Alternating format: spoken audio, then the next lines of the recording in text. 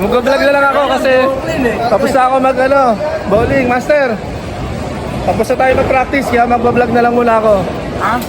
Tapos na tayo mag-practice kaya mag-vlog muna ako. Tapos na tayo, naka-4 games na tayo eh. O yan, chill-chill na lang kami ni master muna. Puntahan natin itong mga naka-wheelchair. And sana yung mga viewers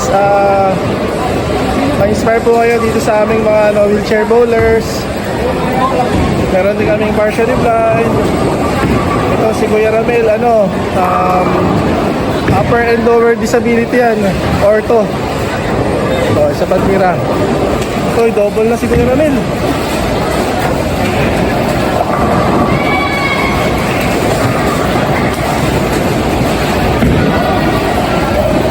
Nabate. Kuya, nabati yung double. Nakaka-bowler pa man din si Kuya.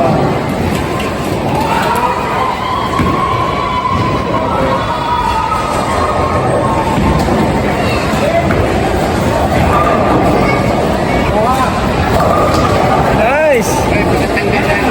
Parang ayim eh. Diba, pag-release mo, pag-release mo yung balikat mo, hindi siya bumaba. Ang nag-react lang sa yung pindulong swing mo.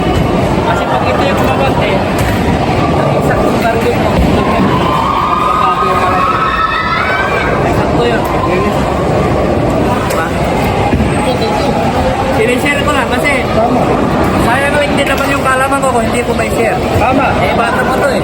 Tama yun. Tumatanda tayo, hindi na maiwasan magpigilan. Kaya share ko na lang. Tumatanda na sa larangan ng bowling pero bata pa rin sa tunay na buhay. Kasi kami ni Jaime.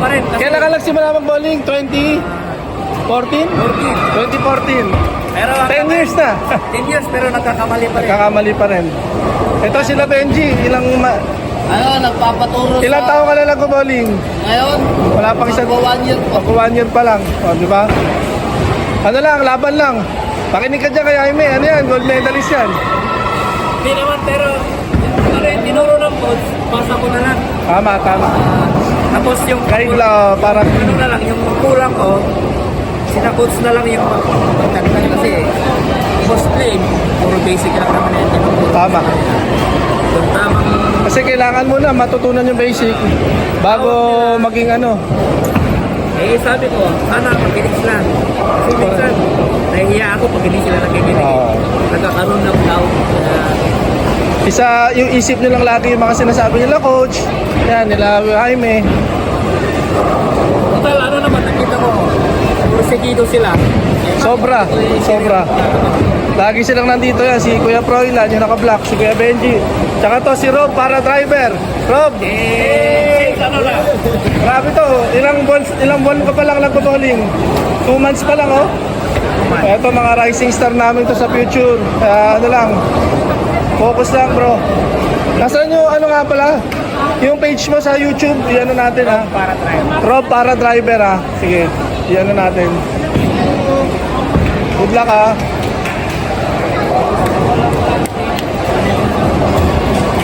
So, sila Kuya August, kararating lang, tsaka si Ate Marieta.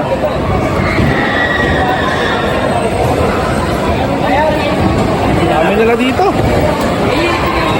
Nakakatuwa kasi talagang yung mga bowlers natin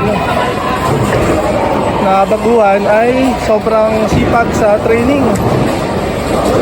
Froilan, magkano ang binabayaran mo dito bro? Sa training? 300 plus. Ilang games yun? 3 games, 300 plus, may discount na. Yes. Talaga namumuhunan sila para lang sa pagmamahal nila sa bowling at sa Pilipinas. Salamat sa nyo, supportan nyo bro. Good luck. Sa Hong Kong. Good luck sa Hong Kong.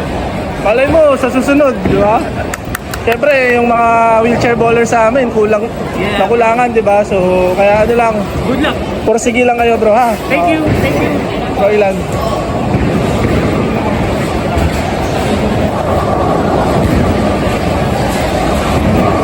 Yan, si Ate Miriam yan. Upper limb disability din yan. Yung nasa dulo si Ate Gina. Yan, wife ni Kuya Noel.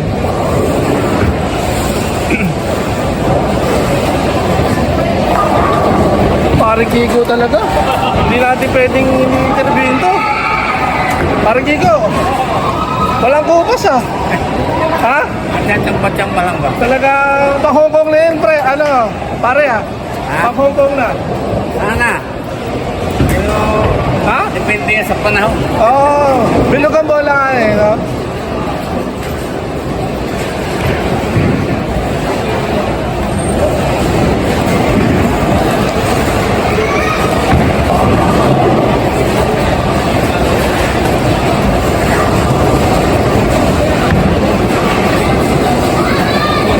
Grabe, ganda. Swabe oh. Nice. Road para driver, na lofting.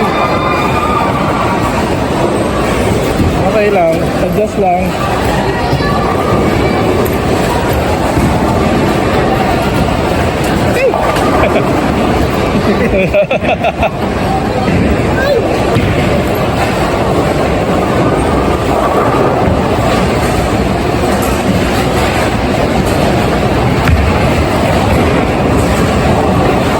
Oh, yan!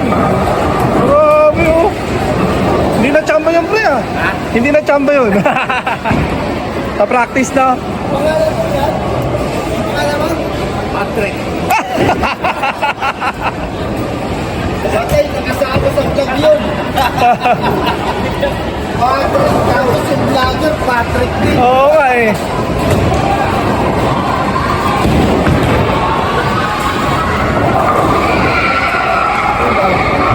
Ingay ito no? Tapos ka na? Tapos na, naka 4 games na. Wala, nasa ano yata sila, Cebu. May laro sila sa Cebu. May ano sila, may tournament sa Cebu yata. Oo.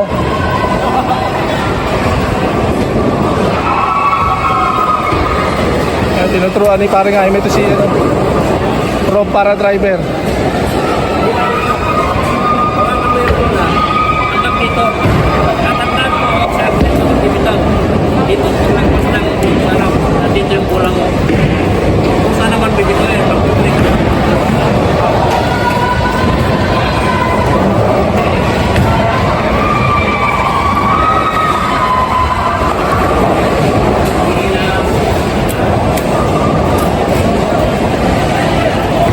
Pakita mo nga, Benji, na isang magandang tira.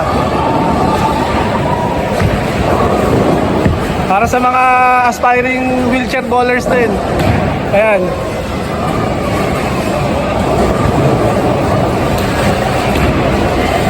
Medyo street bowlers, yun o. Ayun. Aba! Ayan, tuturuan ka ni Jaime para mas fair yan. Sanahan nyo yung ito. Huwag mong sanayan na kagaya yan. Hayaan mo lang bitaw mo lang. Kasi nung nangyari sa akin yan, dati ginagamit ko yun eh. Ang problema yung nag-Singapore tayo, ang comment ni Sir Sam, mas malakas ako sa lahat ng babuwalik pero walang speed yung bola. Walang ball speed. Ang naisip kong paraan, parang palakasin yung ball speed ko, is yung straight out. Tinanggal ko yung post ko dito sa taas. Okay. Nag-focus ako sa pendulum ko. So tinanggal ko Pendulum, okay. para magkaroon ng ball speed yung bola ko. Okay. Eh, sa wheelchair naman, ang agad-agad pumasok sa isip mo. Ang nagpapalakas sa bola namin is pendulum, di ba? Para sa imod sa inyo. Sa nakakatayo, Di ba? oo. So ang naisip kong tanggalin, yung pag-focus ko dito. Kailangan libre na. Basta importante, pag na-release mo na yung bola, dun mo talaga bigyan. Kasi na, hindi mo nakakargaan ng bola ng mas magandang bitaw at saka yung fingertip mo hindi mo may release ng maayos.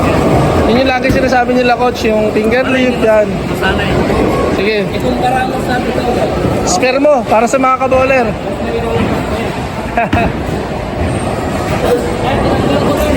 Yung Singapore nung unang nagsumeni tayo. Kaya nabibili ko pa yung Sir. Pati pa naman yun talagang ano yun. Hindi ko makakalain na yung ball speed ng mga disabled ng time na yon. Pinuntahan kami bawat isa kasi naka-record. Meron tip ng tawag doon. yung timer, di ba? Ah, Doon sa bawat ibang bansa. nakikita yung ball speed. Kaya nung nag-submitting kami, negative yung comment sa akin. Bakit? Ang bagal. Ang naisip ko, tanggalin mo yun. Dati ganun lang eh. Samantala kung wala eh, tutuloy ko na lang. Bibigyan ko ng power point. Nagagyan na lang. Sige.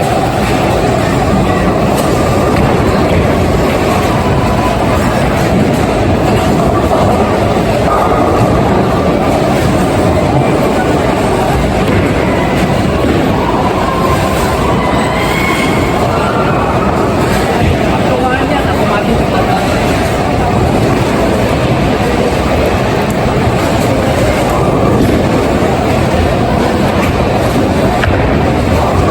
Yan, ang ganda.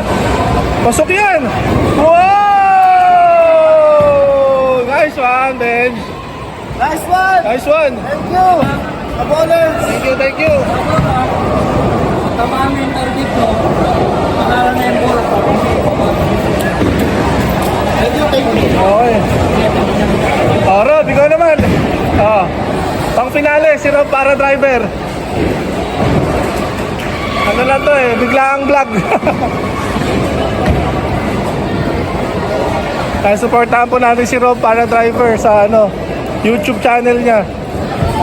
May Facebook din yata siya, yan, si Rob.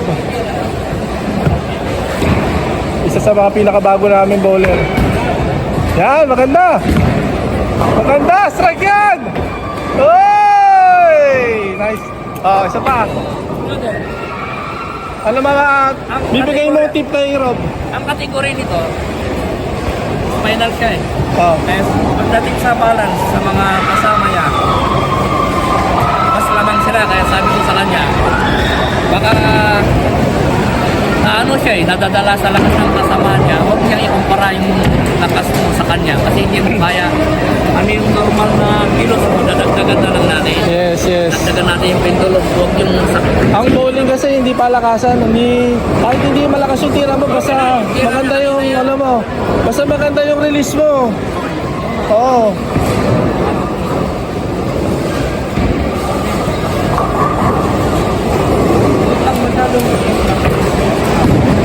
Saka, Para magawa mo yun, tama yun. Pagkawin mo ng bola, nagawa. Diba, nararamdaman mo na wala mo. saka parang Jaime, di ba, nasa bola din yan eh. Pag meron kang bagong bola, nako, sa future yan, sa future syempre na yun. Sabi ko Kung ano man yung mga bola ginagamit nyo, practicein nyo lang. Pero pag sa future, mga reactive na bola, mga... Sabi ko naman, huwag kayong tumitingin sa reaction ng bola namin. Kasi ang bola nyo, itulad sa amin yan. Sa ngayon, yung pendulum swing, saka consistent rate. Consistent release. Ay, yung bola, madali naman yun. Tsaka shot repetition.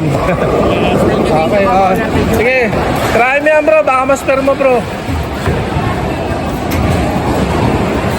Yan mga kaballers.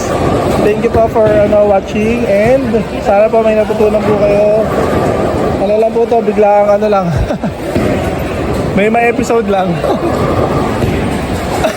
Hindi lang ako masyado nakapag-vlog eh. Ano lang Mga napapanood ko, mga Ano-ano na lang muna. dati. May dati. Tapos ngayon yung meron ako mga upload, mga bago. Pero hindi na masyado matagal. Ano lang, kung ano lang yung mapapakita ko sa inyo na vlog. Papakita lang natin na active yung Philippine Para Bowling Team. Tama. Di ba? Ayan, sila ang mga suporta at